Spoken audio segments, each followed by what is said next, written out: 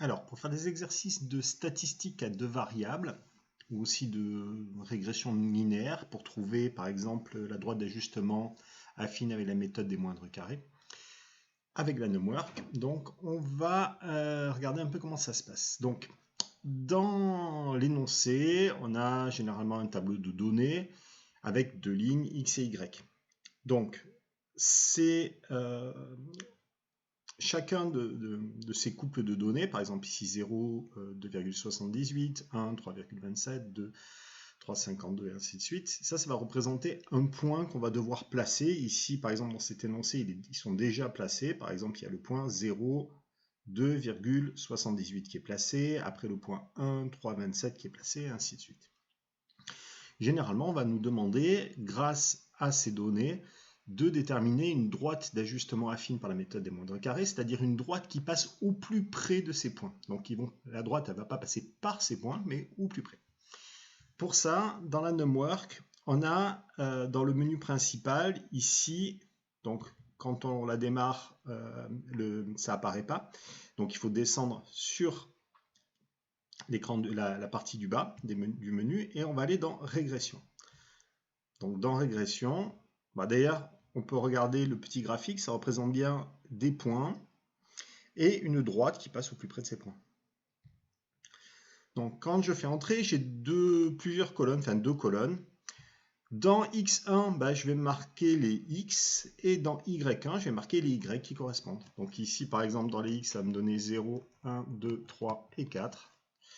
Et dans les y, on va avoir 2,78, 3,27. J'espère qu'on voit convenablement à l'écran. 3,77 et 3,97. Une fois que j'ai fait ça sur la numwork, en haut, j'ai plusieurs onglets. J'ai l'onglet graphique et j'ai l'onglet stats. Donc, nous, ce qui va nous intéresser, c'est l'onglet graphique parce qu'il y a à peu près toutes les données. Donc, dans l'onglet graphique, ici, je vais en bas avoir d'une part le point moyen. Donc, le point moyen, c'est parfois demandé dans les exercices, ça correspond à la moyenne des x pour l'abscisse du point moyen et à la moyenne des y pour l'ordonnée du point moyen. Donc, c'est-à-dire si on fait ici 0, plus 1, plus 2, plus 3, plus 4 et qu'on le divise par 1, 2, 3, 4, 5 valeurs. Et pareil pour les y, on va additionner toutes les valeurs qui sont sur la ligne du bas, on va diviser par 5 parce qu'il y a 5 valeurs. On va trouver pour les x, on trouvera 2, et pour les y, on trouvera 3,462. Auquel cas, ça, parfois, on me demande de le placer sur le graphe dans les exercices de bac. Mais la partie qui nous intéresse pour donner, par exemple, pour répondre à la question qui est un peu décalée ici, la question 1, c'est-à-dire donner un ajustement affine avec la méthode des moindres carrés. Là, ce qui m'intéresse, c'est l'équation de la droite. Donc ici, dans mon énoncé, on me demande d'arrondir les coefficients au millième, c'est-à-dire 3 chiffres après la virgule, parce qu'on voit qu'après, on me donne une équation qu'on va devoir utiliser, que les élèves qui n'ont pas réussi à trouver avec la machine à calculer cette équation de droite, ils pourront quand même continuer l'exercice en prenant celle-là. Donc le résultat qu'on doit trouver va être très très proche de celui-là, sans doute. Donc, et le fait de donner 3 chiffres après la virgule, ça permet de vérifier que ce soit bien toi qui l'aies trouvé. Donc ici, on voit on a y égale ax plus b qui est écrit, on a a qui a une valeur et b qui a une valeur. Alors ici, on peut lire que a c'est 0,288 et on peut lire que b c'est 2,886. Ce qu'il faut, donc pour répondre à cette question-là, on va juste écrire à l'aide de la machine à calculer, on a déterminé que la droite d'équation d'ajustement de y en x par la méthode des moindres carrés, c'est-à-dire je reprends la phrase de la question et ça me sert de phrase réponse entre guillemets. Ce que je dois faire, c'est pas recopier l'intégralité de l'écran de la machine à calculer, c'est d'écrire ce y égale à x plus b en remplaçant le a par la valeur qui est donnée convenablement arrondie, c'est-à-dire 0,288x plus b, et b ici c'est 2,886. Donc ça va constituer la réponse, alors bien sûr il faut rédiger, la réponse à la question 1. Voilà. On me demande après, dans la suite de l'exercice, donc je peux déjà vérifier que je me suis sans doute pas trompé, puisque 0,3 c'est une valeur qui est très proche et la même la valeur arrondie au dixième de 0,288, et puis 2,9 aussi, c'est une valeur qui est très proche de ce que j'ai trouvé pour le B. Donc maintenant, on me dit que dans la suite de l'exercice, je dois prendre cette expression-là et pas celle que j'ai trouvée. Donc ça, il faut bien respecter cette consigne-là parce que ça va permettre aux élèves qui n'ont pas trouvé la droite d'ajustement affine de continuer l'exercice. Donc ici, on me demande de tracer cette droite-là. Alors pour tracer cette droite, on va aussi utiliser la machine. C'est-à-dire qu'on va retourner dans le menu et ici, on a déterminé la droite d'ajustement affine, donc on ne va plus utiliser cette option-là, ce menu-là, on va remonter dans Fonction. Et dans Fonction, on va faire ajouter une fonction, et puis on va ajouter notre droite qu'on nous donne à l'énoncé, c'est-à-dire 0,3x plus 2,9.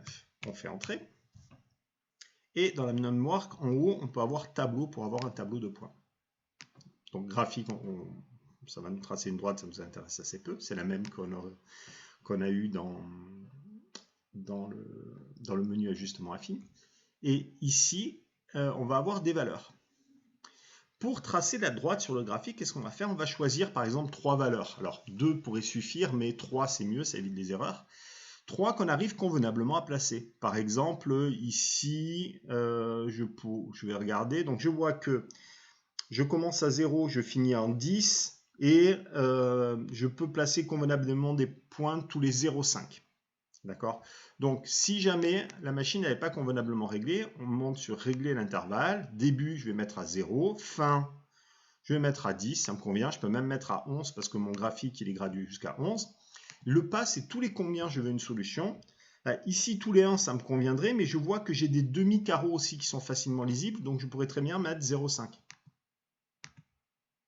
Donc ça, c'est pas obligatoire, j'aurais pu laisser sur 1.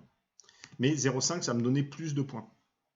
Notamment, par exemple, je m'aperçois qu'ici, j'ai le point qui a pour coordonnée 0,5, il vaut 3,05. Donc ça veut dire que je vais pouvoir à peu près le placer précisément en 0, 3,05. Donc par exemple ici, je vais essayer de le faire. Donc on va faire dessiner. Hop, je vais le faire en bleu. Donc je vais me mettre en 0,5, 3,05 et je fais une petite croix. Voilà. Maintenant, je regarde s'il n'y a pas un autre. Le 2, il est à 3,5 par exemple. Alors, on est un peu près, il vaut mieux prendre des points un petit peu plus écartés. Donc, je vais chercher un point aux alentours de 5, 6.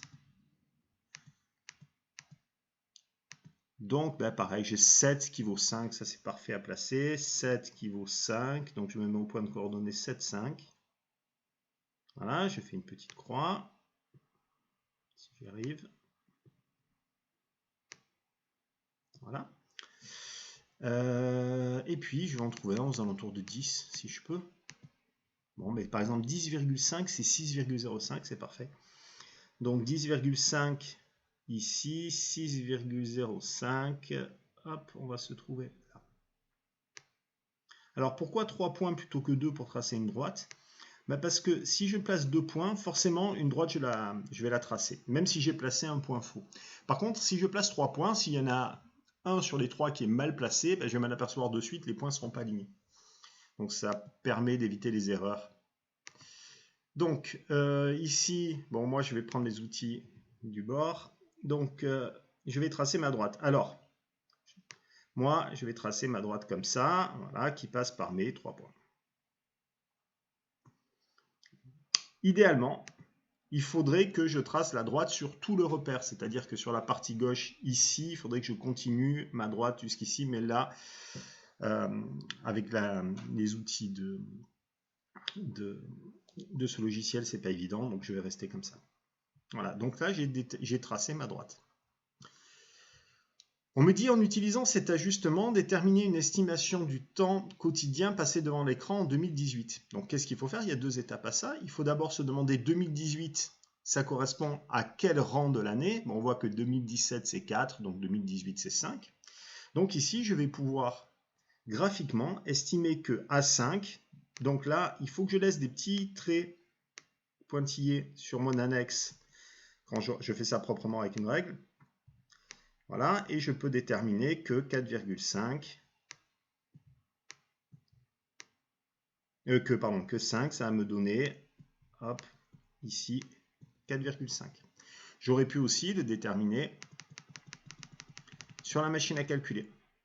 Alors, vous voyez, on voit qu'à la machine à calculer, tu vois, 5, c'est 4,4 réellement. Mais graphiquement, c'est 4,5. Donc, vu qu'on m'a demandé on m'a pas imposé une méthode, j'ai les deux choix possibles. Soit je regarde graphiquement et je laisse les traits de construction, soit je vais pouvoir remplacer la valeur de x ici par 5 et puis calculer l'expression pour trouver la valeur de y, on trouverait 4,5.